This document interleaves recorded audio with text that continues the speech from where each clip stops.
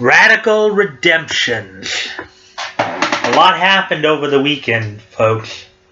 From the first hearing in Vic Mignogna's defamation case, to A&N lashing out at Hirohei after Hirohei had won his copyright strike dispute, and then backpedaling to Monica threatening copyright strikes on YouTubers. All that plus 2 poll results, an announcement of today's poll, and some shout-outs to some new subscribers, and the typical other stuff. I'll be back in a moment to continue. This is Mike from Southern California, and I hope you all enjoyed the video. So, we got 2 poll results to go over. First off, on Thursday, the poll following up on the video, the 6 dub capitals, Funimation and Bang Zoom are not the only games in town.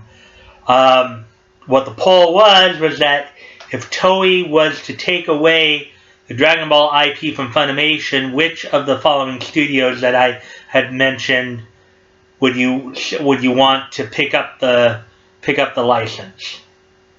So I want to first off thank the 13 people who voted in the poll. With 46% of the vote each, 6 votes each, Ocean Studios and Sentai Filmworks had tied. They tied. Ocean Studios is, of course, still doing the dub up for Canadian audiences due to a law they have up there that requires them to keep a lot of the product in-house. And with Sentai, if they were to get the license, there's still a possibility that some of the Funimation voices may still be used because some of them still do work for Sentai. But hopefully not. Hopefully they'd use more of their own in-house people. Getting 8% of the vote with 1 vote of the 13 was Blue Water.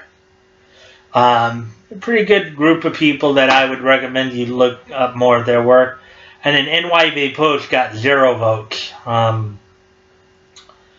That came, I can understand that because a lot of people still remember 4Kids One Piece dub, not very popular because of a lot of the editing. But I'm sure that's why a lot of people would not want New York to be anywhere near the Dragon Ball dub. Also, that's from Thursday, and then from Friday, the weekend video I did was Vic Mignogna, the man, the myth, the legend. Part 1, ADV Films, Sentai Filmworks. I went over a lot of Vic's voice roles out of Houston with ADV and Sentai, and chose 4 of his major roles from there, and asked which of those was your favorite. Dark Mousy from DN Angel. The ones I chose were Dark Mousy from DN Angel, Hikaru Ichijo from Macross, Gal Kudo from Generator Gal, and Kurz Weber from Full Metal Panic. As of right now, and the poll might actually be finishing up now at this time, but I want to thank the 5 people who voted. If there is an update, I'll give an update on the next video. But I want to thank the 5 people who voted in that poll. With 60% of the vote, 3 votes, Dark Mousy is winning the poll. 1 vote each for 20% of the vote. Hikaru Ichijo from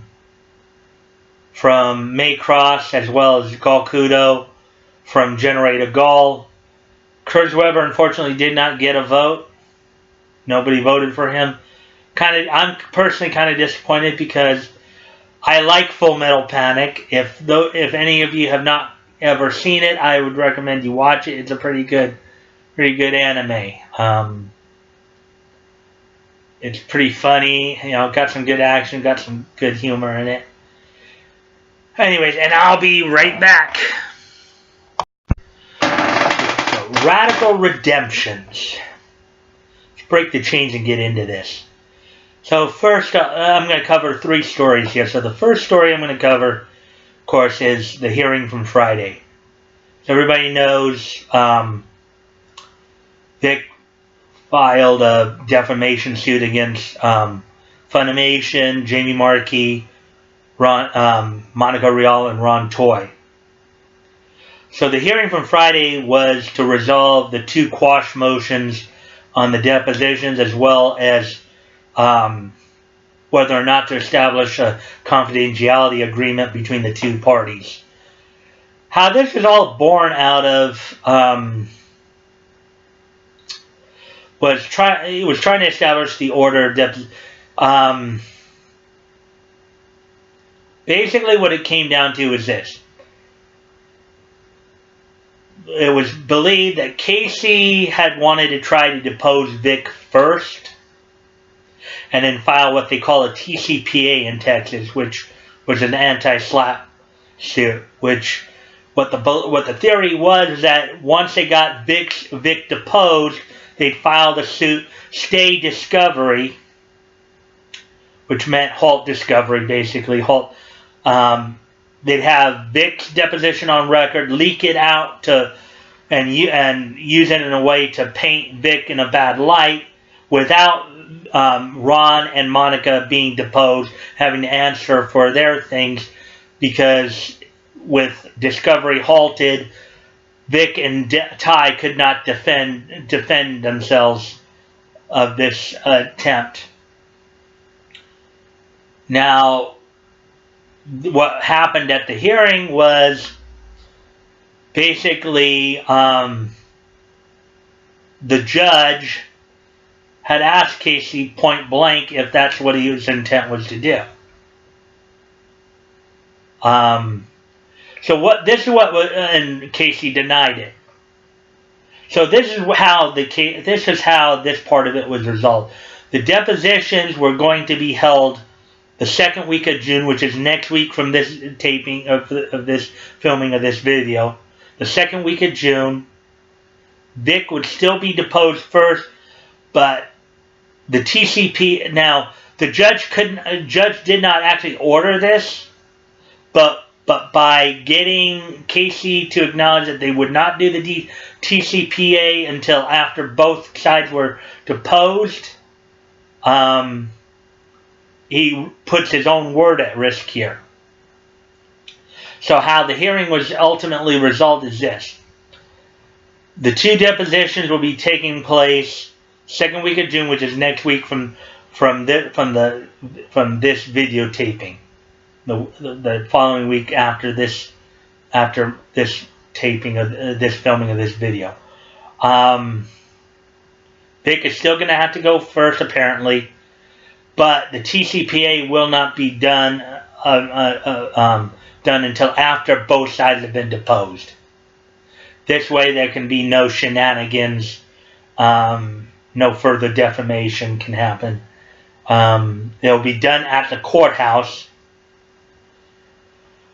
And everything will be wide open. No confidentiality agreement, because basically the defendants want everything out in the open. So hopefully this all works out. It looks like things will work out more for Vic because of the fact the judge got Casey to admit in open court that he wouldn't file a TCPA after Vic's deposition. If he does, then he basically looks like a liar. For those who have, for some of my newer subscribers, if you haven't been following the coverage, I suggest you go back and watch the coverage of some of the other YouTubers that I've been following, like Hero Hey, Yellow Flash, that Umbrella guy, Senpai's Home, Sammy, and the rest of them who, to get more of the meat of what's been going on up to this point. Also from some of my earlier videos as well.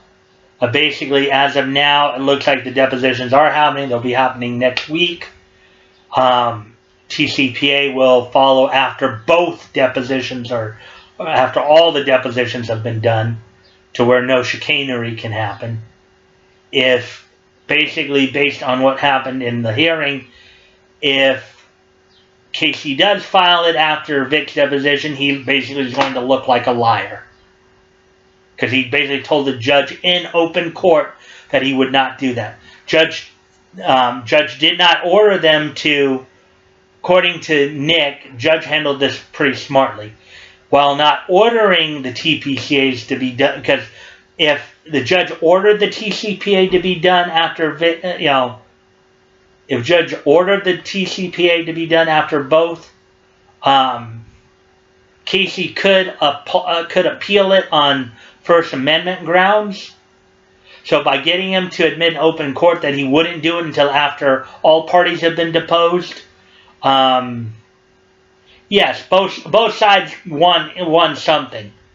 Okay, the defense wanted all this out in the open, no confidentiality agreement, but at the same token, if Casey files a TCPA after Vic, then he basically looks like a liar and makes arguing his points even that much harder if he's having credibility issues. So, and that's that on that front. Well, also in terms of the jurisprudence, Jamie Markey gave her response to Jamie Markey also finally got served and gave her response. And it was a general denial, and also saying that she basically had to say a lot of this stuff for the greater good of society. So I think most of us who've been following this story know why that's a bunch of baloney. For those who don't know, again, watch some of my earlier videos, as well as the coverage that was done by Hirohei, Yellow Flash, That Umbrella Guy, Senpai's Home, and Sammy, and some of the others to get more information there. And I'll be right back. Okay, welcome back. So the next story I'm going to cover here is the ANN versus Hirohei story. To give a quick background for those who haven't been following the situation or haven't heard, or don't know. So this is basically what happened. Hirohei had used an interview ANN did with Vic Mignogna in one of his live streams. They went after him by giving him a copyright strike using DMCA to copyright strike him, which made it harder for him to live stream on YouTube. Basically, if you get 3 strikes, you get your channel gets taken down.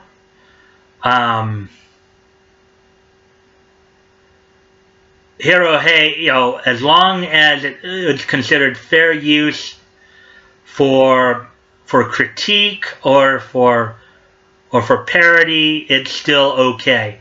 Basically, Hirohei's, since he was criticizing the video, it was still he still was within his rights. It was not copyright infringement.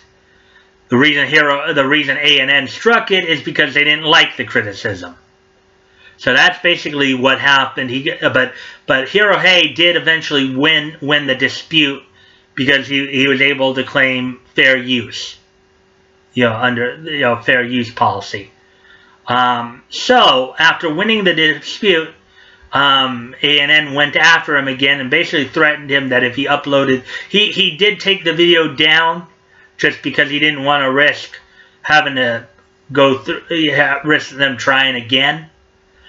But then what they decided to do is they decided to threaten him. They dared him to upload it again. Basically threatening to go after him. And with the tweets, they basically opened themselves up to possible, because they were able to get the dates and stuff like that, which is what he needed even more to even further solidify his fair use claim, as well as pointing to their true motives as why they struck him. So they came out and threatened, and then they backpedaled. Once they realized they got caught, they backpedaled.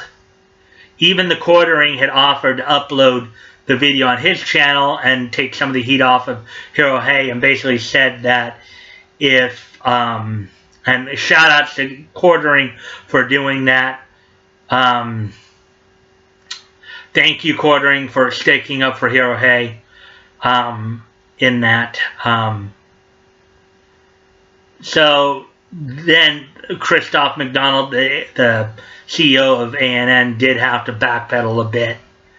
And that's basically what happened. I personally think that Hirohei should re-upload the video and take him to court, because the only way this kind of shenanigans is going to stop is with court wins. Let them take you to court. When you get the wins in court and people realize what's going on here, they'll eventually back off and stand down. Because that's what really needs to happen here. We can't allow them to bully us into submission. Hero, you can't let them bully you into submission like that. And we need to continue to support Hero and all the other YouTubers. And I again want to shout out to Quartering for standing up for Hirohei in this situation and for offering to take the brunt of it on his end. And speaking of copyright strikes, we have another situation which Monica Rial is now threatening to copyright strike over the use of Bulma's image. Monica, let me remind you of something. You do not own the right to Bulma's image. Toei does. So if you think that you or any other voice actor, if you think that you own the rights to the characters that you voice, you've got another thing coming. If you're going to try to pull a DMCA on anybody who decides to use them for fair use. You do not have the right. Toei owns the right to Bulma's image. It's on them if they choose to copyright strike or not. Even though I don't think it's going to happen, because again, with a lot of the memes, it's still transformative use, which therefore does not infringe upon the copyright. You should learn. You should at least study a little bit. I know you're not a lawyer, but you should at least study, at least listen to what actual lawyers like Nick Rekieta and Ty Beard, who actually are in the practice of law, say and take to heart before spouting off anything. So anyway, that's it for that, and I'll be right back. Okay, so to finish everything off, and first off, I'd like to thank my 4 new subscribers to my channel. Appreciate you guys coming on board, and I hope you guys will enjoy the videos and continue to watch them and I want to give the shout outs to the 4 new subscribers, to Jesse Haggart, Shuffinator 1327 on Twitter, and James Gamzees. And I know there's a 4th one, but unfortunately, their name didn't show up on mine. I guess they hide them because I respect that. I thank you for subscribing, the four people who subscribed. And for those of you who are watching my video, if you like it and like the content, please like, comment, share, and subscribe. Hit the notification button to where you can get the videos when I get them out. And also participate in the polls, because oh yeah, I forgot. I forgot about that. The polls. So the Twitter poll that I'll be coming out with today will be based on the 3 stories. So which of these 3 stories that came out this weekend, in your opinion, is the most significant? Vic's hearing, the resolution of the ANN versus Hirohei, or Monica's copyright strike threat? please, vote in the poll and comment on it. Also, if you like the videos, please again like, comment, share, and subscribe. Again, the poll for today will be, of the 3 stories that came out this weekend, which do you find the most significant? Vic's hearing, ANN versus Hirohei, or Monica's threat of copyright strikes? And look to the links below. And as you know, I've been linking the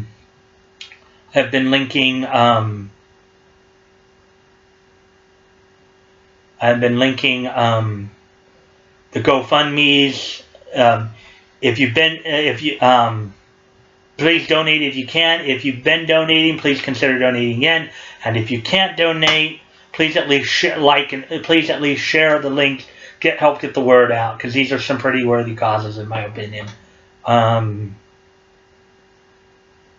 also, I'll have my Twitter in my links if you want to contact me directly.